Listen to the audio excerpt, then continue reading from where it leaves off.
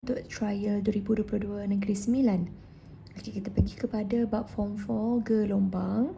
So dekat sini awak akan nampak gelombang itu dibiaskan ke teluk dan tanjung. So akan tulislah fenomena pembiasan. Nampak je bengkok, dia mesti pembiasan. Mengapa muka gelombang air laut mengikut bentuk? Soalan tanya explain. So bila 3 markah, so awak kena buat 3 point. That's why dibuat 3 baris macam tu. So bila menghampiri pantai, daripada tengah-tengah tu pergi ke hujung, awak akan nampak muka gelombang itu membengkok. Kemudian awak akan mention lah bahagian mana yang cetek. Bahagian tanjung itu lebih cetek, sementara bahagian teluk itu lebih dalam. Bila ada perbezaan kedalaman, awak akan tahulah dia akan terbias. And then awak akan kata tenaga akan ditumpukan ke tanjung. That's why amplitude ombak lagi besar. Tenaga di tanjung, amplitude lebih besar kerana tenaga lebih tinggi. So, tak boleh buat satu sahaja sebab dia explanation. Awak kena juga cakap tentang tenaga di teluk. Sementara tenaga di teluk, amplitudenya rendah. Dia macam dia lebih tenang. So, awak kena bagi tahu reason sebab tenaganya rendah. Baiklah, sekarang soalan ini tanya tentang lukisan. Awak kena pandai buat lukisan yang melibatkan perbezaan sebelum dan selepas. Okey, kawasan ni kalau awak tengok lambda yang bersebelahan, dia bagi satu jarak yang begini. So, this one ialah jarak lambda dan yang anak panah ni adalah rambatan gelombang. Maknanya zarah itu merambat macam ni. Dia pergi ke arah kanan. So, apa yang berlaku? First, awak kena draw daripada kawasan dia punya base ni. Pastikan awak draw dia punya garis normal dulu. Dia akan membekuk mendekati normal. Okey, mendekati merambat mendekati normal dari kawasan yang dalam kepada kawasan yang cetek. Barulah awak kata lambda dalam ni lebih besar. Betul tak? Dia punya gelombang lebih kuat kan? So, akan kata kawasan cetek dia punya lambda akan lebih rapat, lebih halus. Ambil pembaris, awak tarik dia panjang. Okey, tarik je dia panjang-panjang tapi pastikan dia sama jarak. Kalau saya buat lambda ni, pastikan lambda yang cetek ini lebih rendah daripada panjang lambda dalam. Sekarang soalan melibatkan pengiraan dengan hal laju 8. Bergerak pada kawasan cetek. So, tulis siap cetek.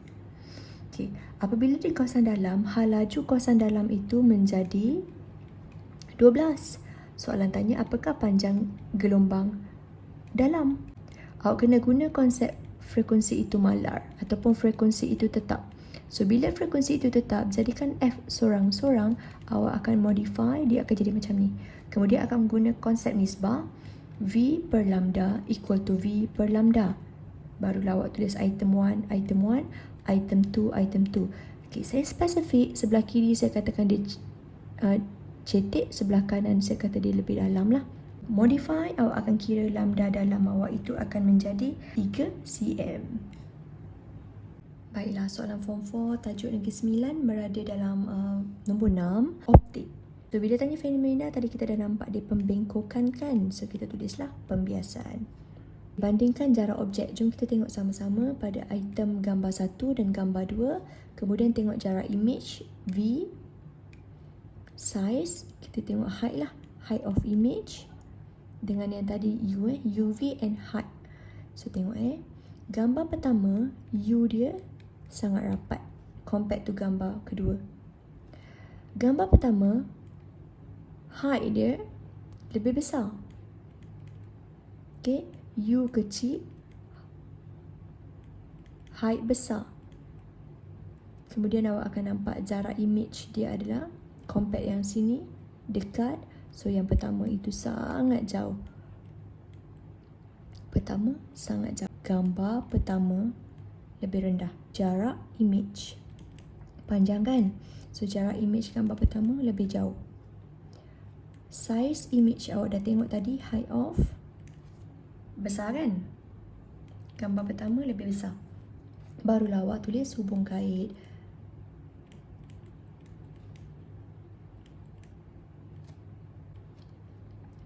Semakin tinggi jarak objek, katakan tadi awak besarkan dia, so akan nampak jarak image yang lebih rendah. Gambar kedua, jarak objek yang besar menghasilkan saiz image yang kecil. Besar menghasilkan saiz image yang kecil. Okey, soalan C ni bila dia sebut tentang gambar rajah yang tidak lengkap, berarti awak kena draw lah, kena lukis. Pastikan awak ada pembaris dengan awak. Pensel pun mesti tajam dan tebal. Sekarang ni pada kata cembung, awak punya objek tu sangat rapat. Berarti at the end dia akan menghasilkan image kat sebelah sini. Okey, terus K, kotak. Buatkan kotak dulu. Yang kedua, buatkan awak punya garisan ke fokus. F, gariskan ke fokus, pergi ke fokus. Namun sebab awak tahu dia image mesti sebelah sana, awak dah hafal nota, so dia akan tarik ke sana. Kemudian C, pastikan awak pergi ke curvature dia, bahagian tengah ni. Okay, dan awak tarik lagi ke belakang, pakai pembaris sampai dia bercantum. Dan bila dia bercantum, awak ambil juga pembaris, awak akan dapat image yang berada di sebelah kiri dia tu adalah sejenis image yang besar dan tegak. Okey, sekarang kita berada dekat nombor 9, soalan negeri 9. Okey, ini adalah tajuk graviti. Okey, awak nampak roket terlepas ke luar, keluar daripada bumi. So, soalan akan tanya apa itu hal laju lepas. Okey, ambil test pad awak. Pastikan awak catat maksud hal laju lepas. So, dia adalah sejenis hal laju yang minimum. Sebanyak itu awak dah boleh keluar daripada permukaan bumi. Okay, awak tulislah hal laju siapa? Hal laju objek. Kalau dia roket, roket lah. Okay, hal laju minimum bagi objek itu untuk atasi daya graviti. Apakah faktor yang mempengaruhi hal laju lepas? Okey, untuk pengetahuan awak, hal laju lepas formula dia ini. V sama dengan set 2 pemalar graviti jisim per jarak. Tu jisim siapa? Jisim bumi, sebab dia nak keluar, lepas daripada bumi. Dan kalau saya boleh simbolkan, simbol M. Kemudian tadi R. R tu jari atau jarak siapa? So dia adalah jarak objek dari pusat bumi. So saya simbolkan dia sebagai R. Okey, saya tulis siap-siap Soalan tanya, mengapakah bumi boleh mengekalkan? Ni soalan dia macam mana barang-barang ataupun item dalam bumi ni, kalau saya ada lapisan atmosfera, kita sendiri ke boleh kekal pada lapisan tersebut? Dia tak terlepas. Okay. Ini berada pada buku teks awak pada muka surat 108. So, akan tulis hal laju lepas itu memang tinggi lah. Okay. Molekul-molekul pada bumi ni, pada atmosfera ni, akan bergerak dengan hal laju linear sahaja. Kurang daripada nilai hal laju lepas. So, bila kita kurang, kita akan kekal pada position kita. Kalau kita terlebih, baru kita akan terlepas daripada bumi. Okay. Ada plate solar dekat sini. So, dia akan terima haba daripada matahari. So, dia ada antena untuk menerima gelombang dekat sini. Okay, ada 4 jenis. Awak disuruh untuk pilih yang mana satu pilihan sesuai sebagai satelit komunikasi. Saya nak yang 24 hours dapat direct. Dia tak ada lagging punya. So, pilihan saya adalah J. Ini paling mudah. Plate solar yang besar tu memang of course. Dan jisim tu tak naklah yang sangat berat. Okay, mesti dia about minimum sajalah. Baik, seperti biasa awak akan catat alasan awak. Okay, kenapa awak perlu antena yang besar? Sebab awak nak terima signal yang banyak. Okay. Kedua, kenapa awak pakai geopegun? Sebab awak nak 24 hours punya sama tempoh dengan putaran bumi. Okay. Kenapa awak nak panel solar yang banyak kuantiti dia? Sebab awak nak terima kuantiti haba yang banyak. Next, kenapa awak nak jisim yang rendah? Of course, awak nak ada kaitan dengan ketumpatan, mudah dikendalikan. So, awak punya pilihan adalah J, salin balik semua yang sebelah kiri tadi.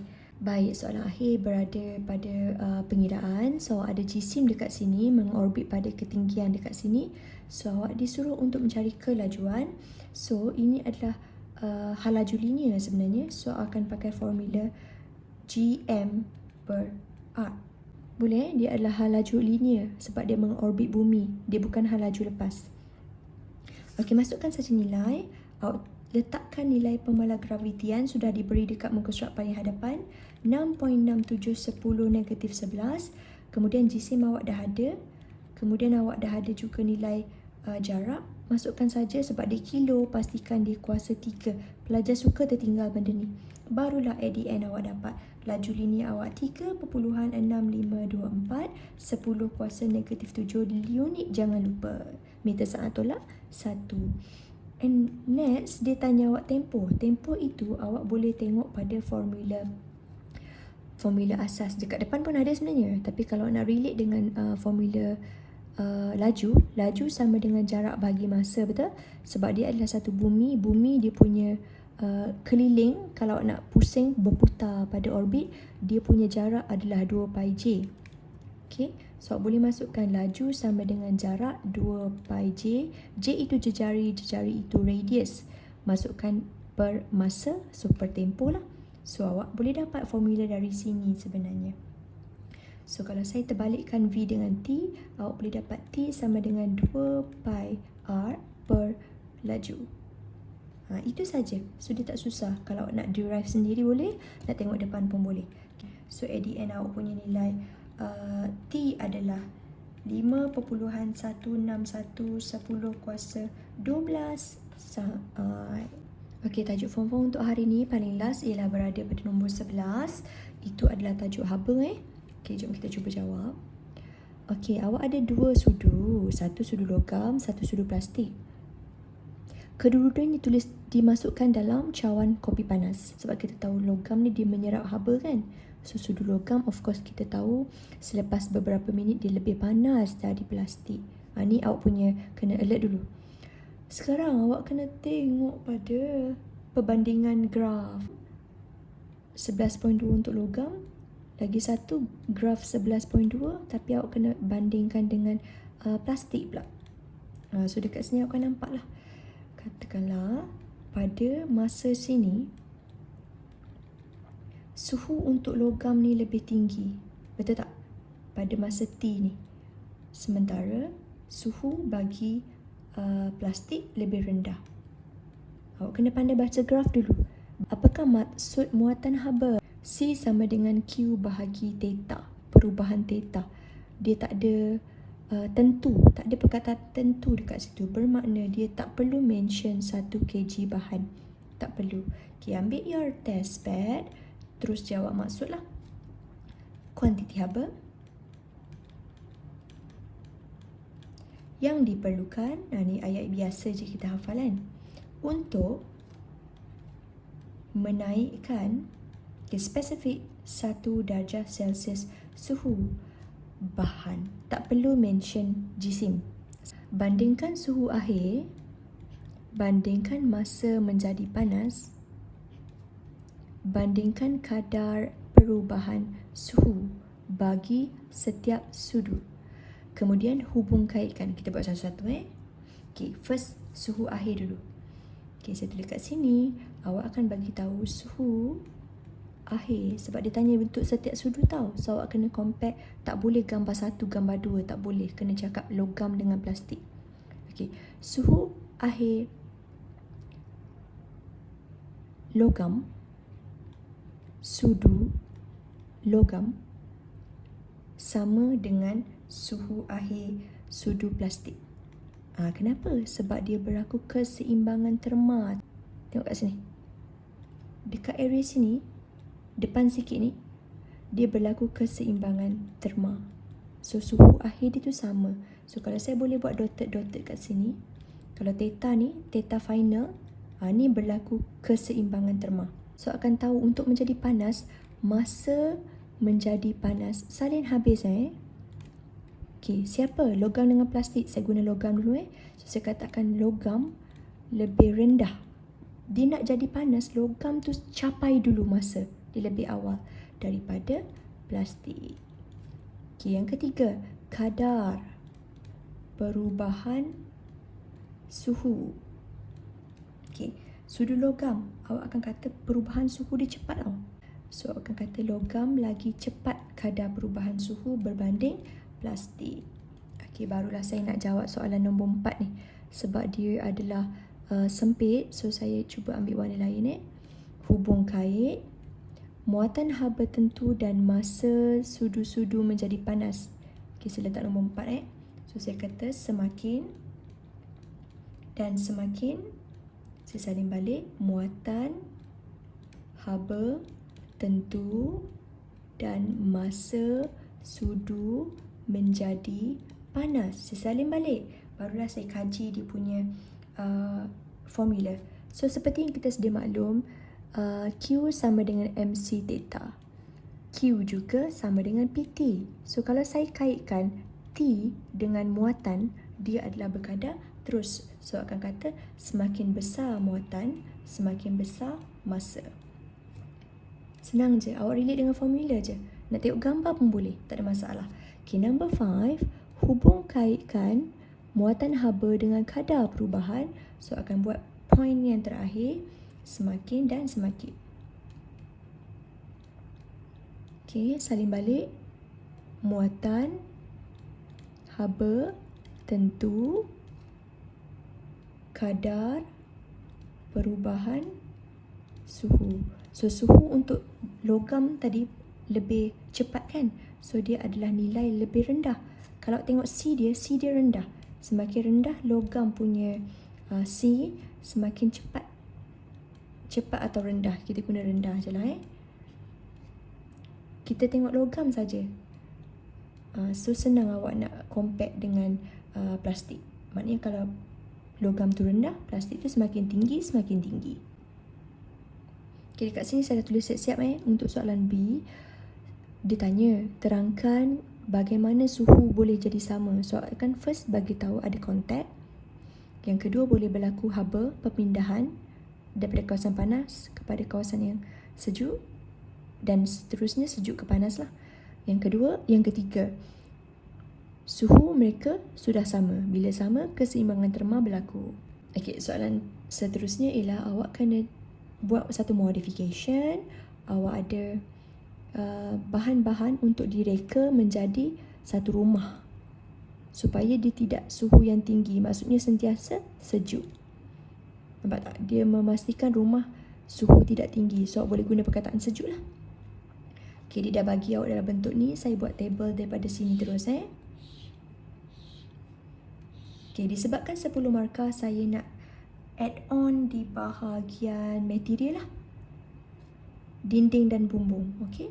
So, dekat sini saya akan tulis dinding, bahan dia macam mana. Bumbung, bahan dia macam mana. Sekarang, saya akan cuba padam dulu bahagian bumbung ni. Supaya saya boleh tulis bumbung tu di bahagian bawah. Okay, saya harap awak faham maksud saya. Bahan untuk bumbung tu berada di sini. Saya punya explanation. Okay, jom. Katakanlah ini table yang awak dah bina dan awak nak cuba jawab pada kertas soalan. Okay. Bilangan tingkap mesti banyak. Kenapa bilangan tingkap awak banyak? Ciri dia. So, alasan awak ialah awak nak pastikan berlaku peredaran udara yang tinggi. Sebab dia kata tak nak haba yang besar kan? So, mesti ada circulation. Saiz tingkap mesti saiz tingkap yang besar pun untuk berlaku pengedaran udara yang besar. Okay, bahan. Bahan untuk dinding, saya akan kata bahan untuk dinding pastikan bahan yang material daripada kayu. Saya katakan kayu. Kenapa? Kayu ini adalah dia bukan konduktor yang baik. Dia adalah sejenis penebat. Bermakna penebat ni akan menyebabkan suhu menjadi rendah. Okay. Bumbung, kenapa saya pakai contohnya asbestos ataupun kenapa saya pilih genting? Sebab saya nak ciri muatan haba tentu yang tinggi. Ini pun sama maksud dengan penebat yang baik. Okey, ciri tambahan mungkin saya akan letakkan ventilator ke ataupun mungkin saya letak aircon ke, barulah dia akan merendahkan suhu juga. Cuma bil je lah, dia dekat dengan bil.